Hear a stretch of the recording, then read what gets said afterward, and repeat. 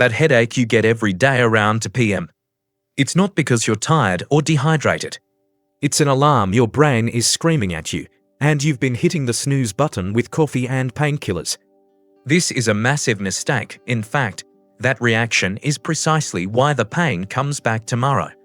There's a specific biological chain reaction that starts the moment you wake up, and by the end of this video, you'll understand exactly what's causing your afternoon crash and how to stop it for good. Your body doesn't run on a flat line, it runs on a curve. In the morning, your body naturally releases energy hormones to get you going. But if you kickstart your day with high stress rushing around, immediately staring at your phone, that morning energy spike goes way too high. And biology demands balance. If you go too high in the morning, you're guaranteed to crash hard in the afternoon. When your energy plummets after lunch, your blood pressure drops with it. The problem is, your brain needs constant, stable pressure to get enough oxygen. So, when the pressure in your body falls, your brain has to compensate. It opens up its own blood vessels, making them wider to try and catch more blood flow. This rapid expansion presses against the sensitive nerves in your skull. That dull, throbbing pain you feel, it's not your brain hurting. It's the plumbing inside your head expanding. You think it's fatigue, but it's actually a pressure problem. Now, let's talk about the second cause, the coffee crash. You probably drank coffee right when you woke up this morning. Caffeine works by blocking adenosine, the chemical that signals tiredness to your brain. But here's the key. Caffeine doesn't get rid of the adenosine. It just builds a temporary dam, holding it all back. By early afternoon, that caffeine starts to wear off, the dam breaks. All the tiredness you were supposed to feel throughout the morning floods your brain at once. This sudden chemical tsunami confuses your nervous system. You feel foggy, heavy, and that familiar headache starts to creep in. The hard truth is, your morning coffee is just borrowing energy from your afternoon self, and around 2 p.m., it's time to pay the bill with interest. But chemistry is only half the problem, the other half is mechanical. I want you to notice how you're sitting right now. Are you leaning forward, with your chin jutting out towards your screen? Your head weighs about 12 pounds, but for every single inch your head moves forward, the pressure on your neck muscles effectively doubles. By 2 in the afternoon, the tiny muscles at the base of your skull have been struggling to hold up what feels like a bowling ball for 6 hours straight. These muscles get incredibly tight and become starved for blood flow. They start to squeeze the nerves that run up the back of your head and wrap around behind your eyes. This perfectly mimics a classic tension headache. It's not in your head, it's coming from your neck. And while you're checking your posture, ask yourself another question. Are you holding your breath? Most people don't even realize they do it. When we focus intensely on a screen, we tend to take very shallow breaths or even stop breathing for short periods.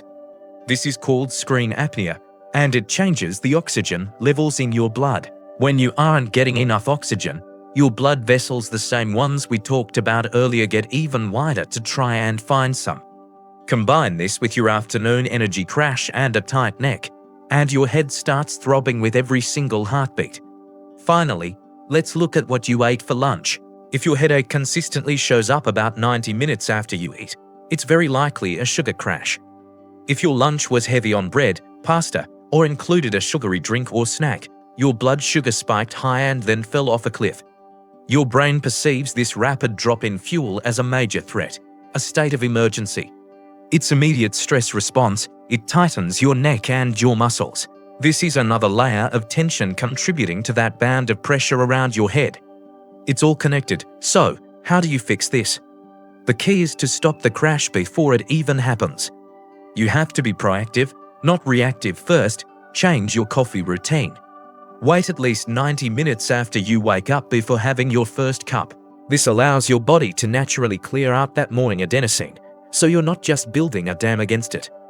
You'll get the alertness from the caffeine without the harsh afternoon payback. Second, when you feel that slump coming on, do not reach for sugar. That will only make the crash worse. Instead, drink a big glass of water with a tiny pinch of sea salt. The electrolytes in the salt help stabilize your blood pressure. This means your brain's blood vessels don't have to swell up so dramatically to maintain blood flow, preventing that throbbing pain. It's a simple change that makes a huge difference. Third, fix your posture. Set a timer for every hour. When it goes off, pull your chin straight back, like you're trying to make a double chin. Hold it for a few seconds. This simple move instantly releases the tension on those overworked neck muscles and allows fresh, oxygenated blood to flow into your brain. While you're at it, take 10 deep, slow breaths. Really fill your lungs. This will get your oxygen levels back to normal and calm your nervous system.